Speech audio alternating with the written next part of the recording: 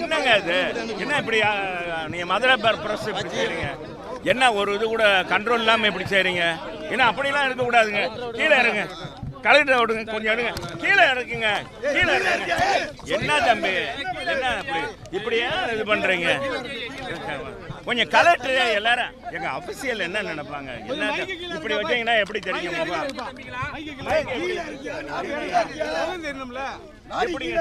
சொல்லுங்க தம்பி. 7/1/2019 அன்று மாண்புமிகு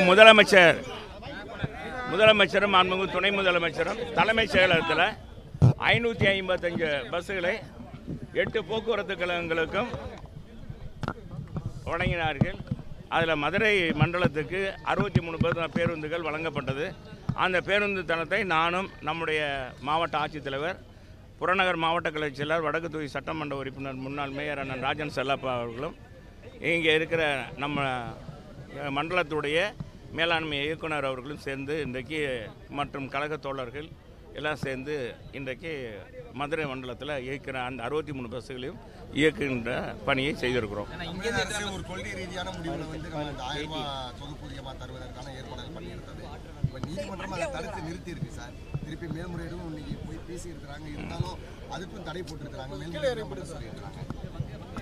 மாண்புமிகு அம்மாவுடைய அரசானது மாண்புமிகு முதலமைச்சர் எடப்பாடியார் அவர்கள் இன்றைக்கு ஒவ்வொரு மதத்தவரும் கொண்டாடுகிற பண்டிகைகள் பல பண்டிகைகள் இருக்கிறது. தீபாவளி இருக்கிறது, அதே மாதிரி ரம்ஜான் பண்டிகை கொண்டாடுறோம். இஸ்லாமியர்கள், அதே கிறிஸ்தவர்கள் கிறிஸ்துமஸ் கொண்டாடுகிறோம். ஆனால் தமிழனாக அடையாளம் காட்டப்பட்ட அனைவரும் கொண்டாடுகின்ற பண்டிகை எது என்றால் இந்த பொங்கல் பண்டிகை.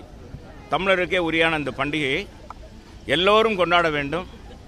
இதில் பாகுபாடு இருக்கக்கூடாது என்ற அடிப்படையில் மாண்புமிகு அம்மாவுடைய அரசு வரலாறு காணாத அளவுக்கு மாண்புமிகு முதலமைச்சர் அண்ணன் எடப்பாடியார் அவர் ஒரு விவசாய குடும்பத்தை சேர்ந்தவனால் இந்த பண்டிகை எல்லோரும் கொண்டாட வேண்டும் என்ற அடிப்படையில் அனைவருக்குமான இந்த பொங்கல் வழங்குகின்ற ஏறத்தாழ 2,01,93,054 குடும்ப அட்டைதாரர்களுக்கும் வழங்குகின்ற ஒரு அற்புதமான திட்டத்தை வழங்கினார்கள்.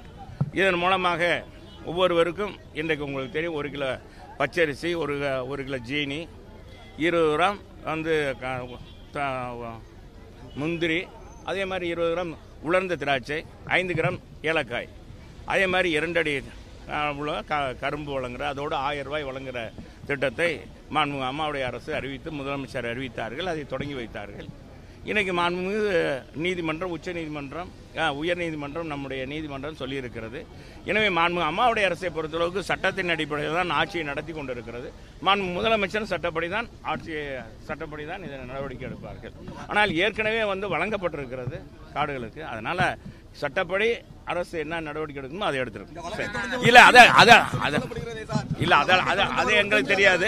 சட்டப்படி, அதாவது யார் வழக்க தொடுத்தாங்கன்ற கேள்வி கிடையாது. யார் வழக்க தொடுத்தாங்க, என்னையா இப்படி போட்டு என்னப்பா இப்படி செய்யறீங்க தம்பி? என்னங்க அப்படி கொஞ்சம் கூட இது பண்ண மாட்டேங்கிறீங்க? என்ன தம்பி, சட்டப்படி அரசு என்ன நடவடிக்கை எடுக்கணுமோ அதை எடுத்துக்கொண்டு இருக்கிறது, எடுக்கும்.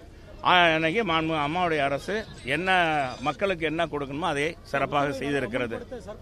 ஏங்க அதை தான் சொல்றோம்ல, சட்டப்படி என்ன நடவடிக்கைன்னா உயர்நீதிமன்றம் சொல்லியிருக்கிறத மாண்புமிகு அம்மாவுடைய அரசு கணக்கில் கொண்டு சட்டப்படி நடவடிக்கை எடுத்துக் கொண்டிருக்கிறது.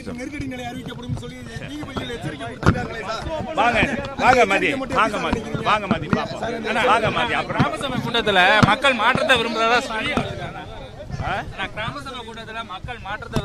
சரி, நான் என்ன சொல்றேன், ஒரு நிமிஷம் இது கேட்டீங்க, இது சொல்றேன். நான் இப்படி வச்சீங்கன்னா என்ன, நேத்து நடந்த வந்து திராவிட முன்னேற்ற கழகத்தால் நடத்தப்பட்ட கிராம சபை கூட்டம் நீங்க எல்லாம் போய் பார்த்துட்டு மதுரை மாவட்டத்தில் எப்படி நடந்ததுன்னு. அந்த கிராம சபை கூட்டம் உண்மையிலேயே மக்கள் கலந்து கொண்டார்களா? யார் அதில் கலந்து கொண்டா? முழுக்க திராவிட முன்னேற்ற கழகத்துடைய தொண்டர்கள், திராவிட முன்னேற்ற கழகத்துடைய மகளிர் அணியை சார்ந்தவங்க தான் கலந்து கொண்டாங்க. குறிப்பாக நம்முடைய திராவிட முன்னேற்ற கழகத்துடைய தலைவராக இருக்கின்ற மு.க. ஸ்டாலின், மாண்புமிகு எதிர்க்கட்சி தலைவர் ஸ்டாலின் அவர்கள் கலந்து கொண்ட திருவாரூர் கூட்டத்தை நானே தொலைக்காட்சியில் பார்த்தேன். இவர் போய் உட்கார்ந்து எல்லாத்தையும் கேட்டார். அங்க பேசினவர் என்ன சொல்றாரு? எல்லாத்திட்டையும் என்ன பேசினாரு? யாராச்சும் பொதுமக்கள் பேசுங்க, பொதுமக்கள் சார்பா பேசுங்கன்னு சொன்னார். அங்க வந்திருக்கவங்க பொதுமக்கள் இருந்தா தானே பேச முடியும். பூராமே கழக தலைவர் அவர்களே அந்த ஒன்றிய செயலாளர் பேரை சொல்லி அவங்கள தான் பத்தி சொன்னாங்களே ஒழிய வேற எதுவும் சொல்லல. அங்க பேசப்பட்டது முழுக்க அனைத்து இடங்கள்லயும் அவங்க பொதுக்கூட்டம் நடத்தினாங்க. திராவிட முன்னேற்ற கழகம் பொதுக்கூட்டத்துக்கு கூட்டமே வர்றது கிடையாது. திராவிட முன்னேற்ற கழகம் கூட்டம் நடத்தினாலே வர்றது கிடையாது. மக்கள் ஆதரவு இல்லை.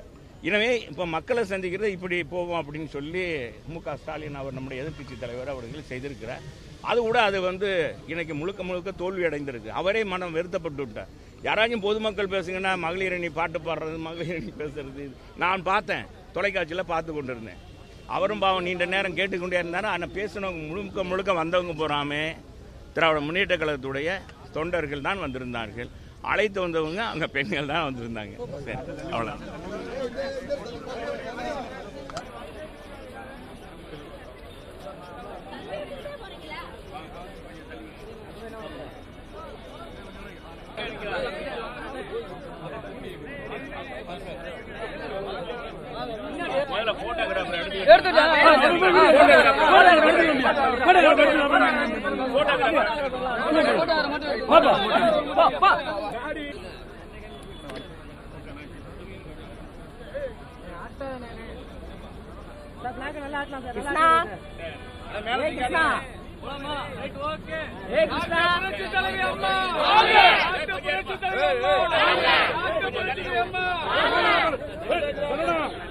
உண்மை செய்திகளை உங்கள் கண்முன் கொண்டு வரும் காவிரி நியூஸின் யூடியூப் சேனலை சப்ஸ்கிரைப் செய்யுங்கள்.